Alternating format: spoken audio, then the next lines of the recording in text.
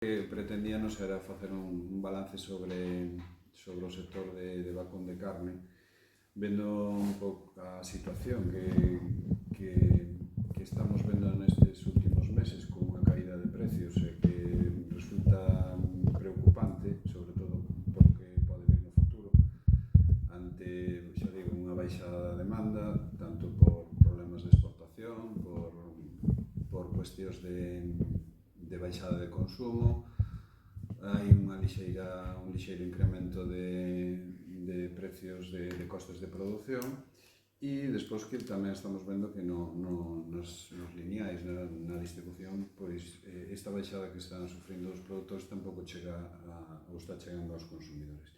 De todos os xeitos, para facer un pouco unha introducción sobre todo isto, que despois tamén complementará a Félix, falarvos un pouco da situación a nivel nacional, da situación aquí en Galicia, que centramos sobre todo no que é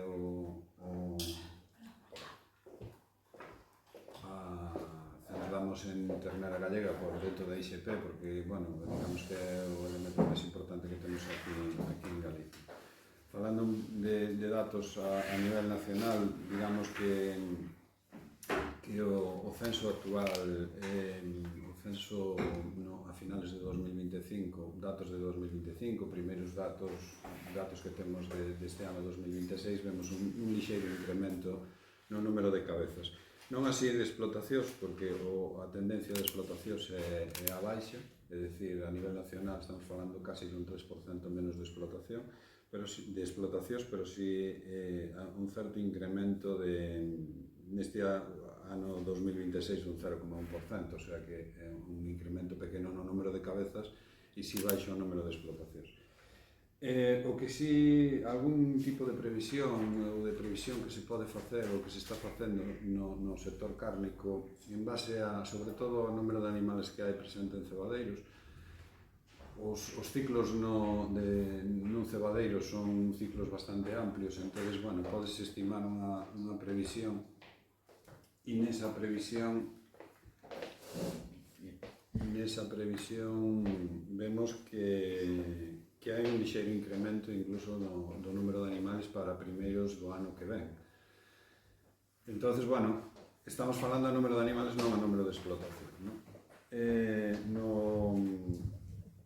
No 2025 a nivel nacional a produción baixou un 1,5%, pero sí que houve un incremento importante no número de toneladas. Isto sobre todo ven debido a que a situación que houve durante todo o ano 2025 vemos que baixan o número de animales pero aumenta o peso dos animales, é dicir, o incremento no peso dos animales é algo generalizado non só en España, senón tamén aquí en Galicia, e que nos dá con menos animales sacamos máis volumen, máis toneladas. Entón, de aí ese dato que é importante, porque o incremento de precios que houve todo o ano 2025 levou a que os produtores incrementaran o peso dos animales para ter maior beneficio.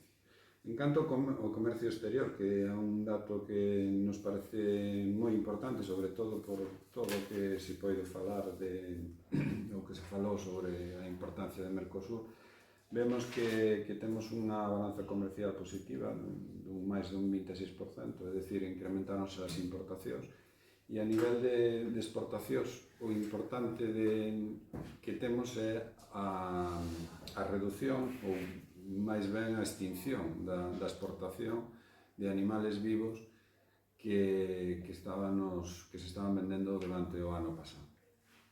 Esta reducción casi total na exportación de animales vivos condiciona moito o mercado, porque, bueno, todos os animales que se estaban vendendo, sobre todo a países do sur, concretamente Marruecos, Libia, Argelia, pois agora está prácticamente a cero, motivado por a enfermedade esta da dermatosis nuclear.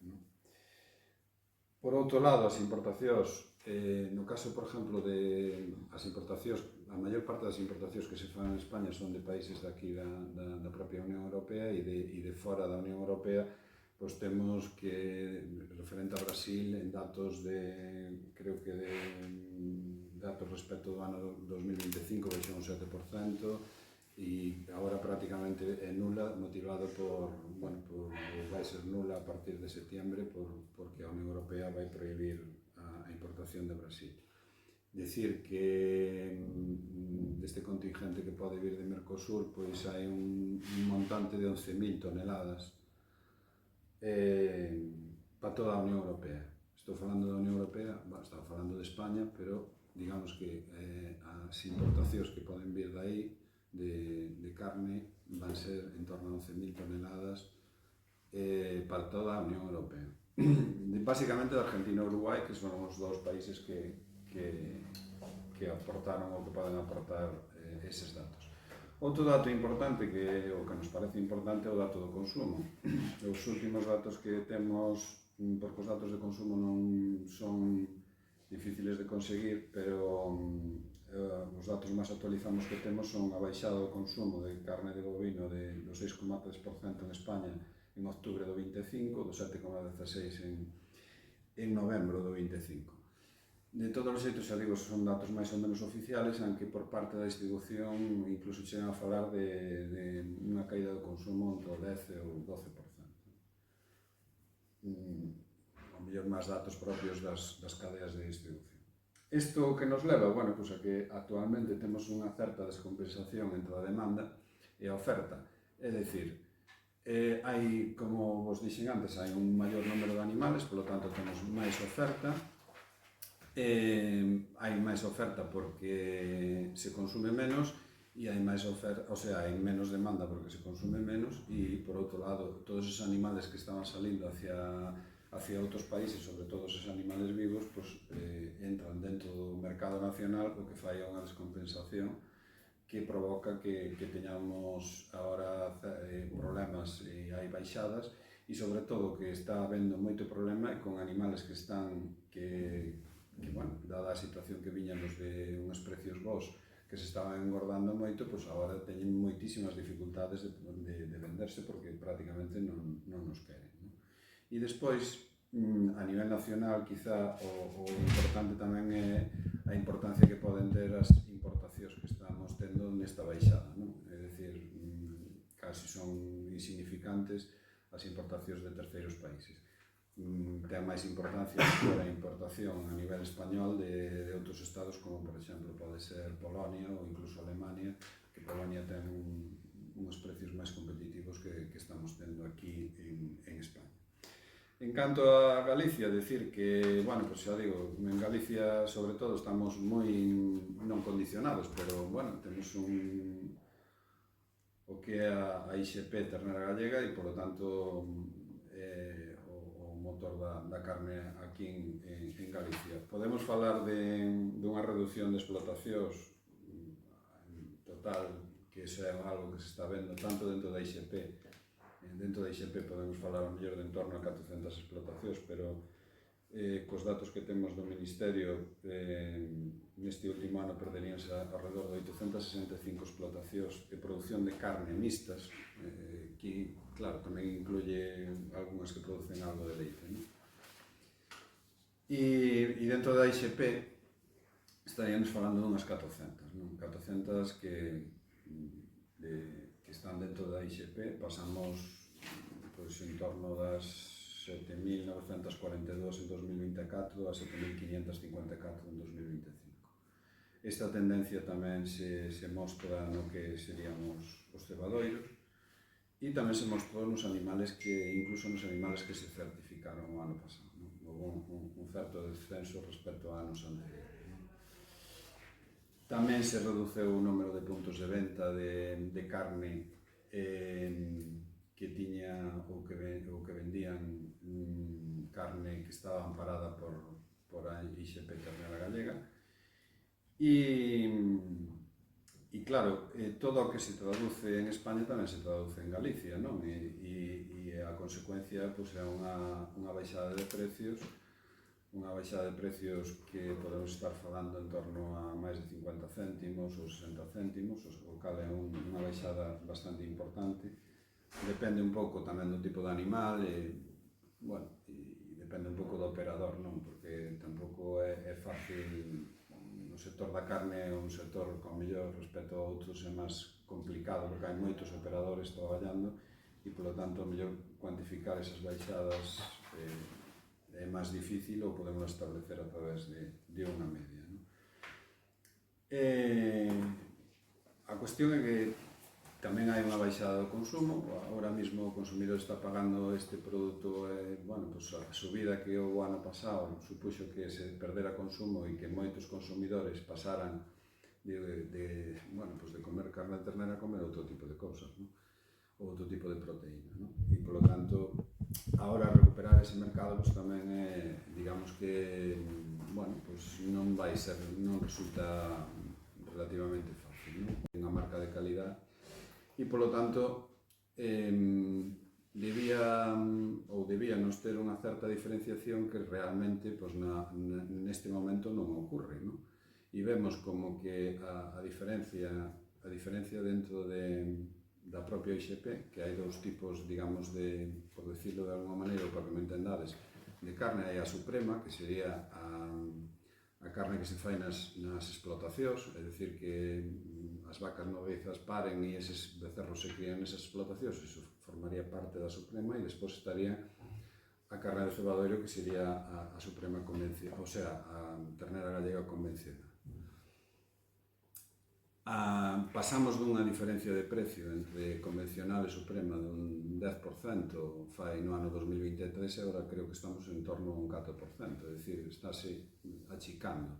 Por lo tanto, as explotacións que son a base dun sistema que ampara esta IXP, que é a maneira de producir aquí en Galicia, pois cada vez se están vendo menos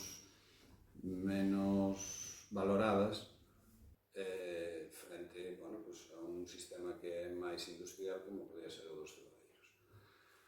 De aí que bueno, desde Unións Agrarias consideramos que agora mesmo pues, é importante darlle algún tipo de transparencia ao sector. É difícil porque este é un sector onde, xa digo, hai moitos operadores e resulta complicado, pero sí era importante e así o manifestou a Consellería no sentido de ter un observatorio de precios e poder ter outro sistema, digamos, de poder ver como funcionan todas as partes que operan dentro do sector. E, desde logo, para nós é fundamental, e así tamén o decimos nos plenos, recuperar esa diferencia entre suprema e convencional, é dicir, temos un sistema de producción totalmente diferenciado, basado na terra, basado no territorio, cunha importancia medioambiental e social moi alta e, polo tanto, e de calidad, e iso teria que ter unha diferenciación respecto a outro tipo de produccións, xa digo, a nivel máis industrial ou incluso de outro tipo de produccións do resto de España, non? E nese sentido tamén nos parece importante, e como houve algún movimento, de que, e dado tamén na situación que estamos actualmente, que temos un certo nivel alto de oferta de produto, que dentro da IXP non se incorporen ningún tipo de novas razas como se estaba planteando por parte do sector industrial. Estuvose debatindo dentro de Ternera Gallega a posibilidade de poder introducir novas razas, e ao cal nos opoñemos porque consideramos, bueno, pues, que xa digo, neste momento que hai demasiada oferta e, por outro lado, que creemos que coa cantidad de animales que hai podemos defender perfectamente a IXP. Por outro lado, eu creo que tamén é moi importante, porque sí que dentro do produto que ampara a marca, o volumen de producción que se vendeu fora de Galicia descendeu nos últimos anos, é dicir, eu creo que pasou do 5% no 2023 ao 3% actual, é dicir, cada vez estamos vendendo máis carne da IXP dentro de Galicia e non fora de Galicia. O cal pois é un problema porque a posibilidade de acceder a mercados con donde os consumidores teñen, bueno, máis poder adquisitivo, pois está perdendo e, polo tanto, eso supón que o noso produto pois, tampouco se pode vender máis caro, non? Entón, é importantísimo que tratar de promocionar ou de facilitar tamén porque a industria e as distintas empresas poidan vender fora de Galicia este produto que xa digo que ten unha calidade e unha importancia en todos os sentidos para poderlo sacar fora, non?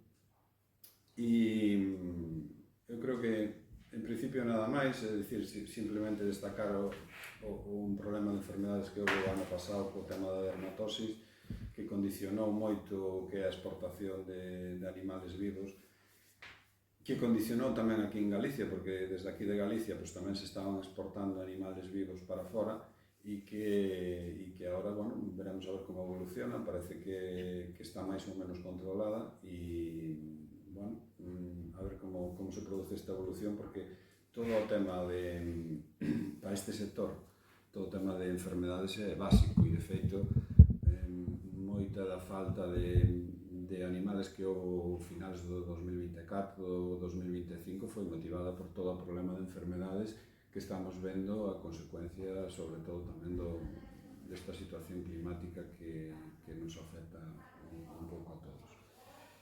E eu creo que, como concluímos nunha situación, non podemos decir que boa, pero polo menos aceptable, de incremento de precios e, por lo tanto, que en anos que se incrementaron os precios aos produtores, pero neste momento estamos nunha situación preocupante porque hai un cóctel que vai a provocar unha caída nos precios e entendemos que este é o momento de actuar e de poñer freno a determinadas situacións.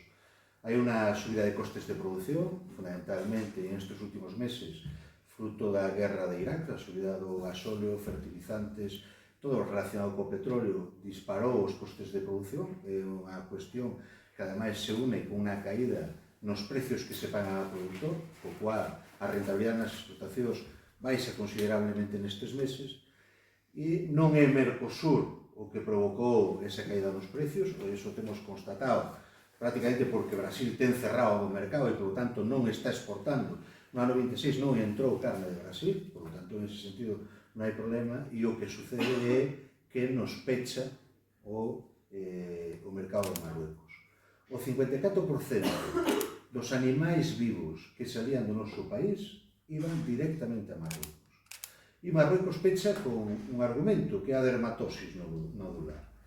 O que le pedimos desde a nosa organización, e así o fixemos, ao Ministerio de Agricultura, é que fixera contactos a máis alto nivel con Marruecos para conseguir regionalizar o problema. É dicir, está concentrado basicamente en Cataluña, onde houve 20 focos, na actualidade non hai ningún, 2 focos en Aragón, e o problema que hai é da vacinación, e, polo tanto, se ese é o problema, que se centre, como se fai con outros países, regionalizando e situando o problema.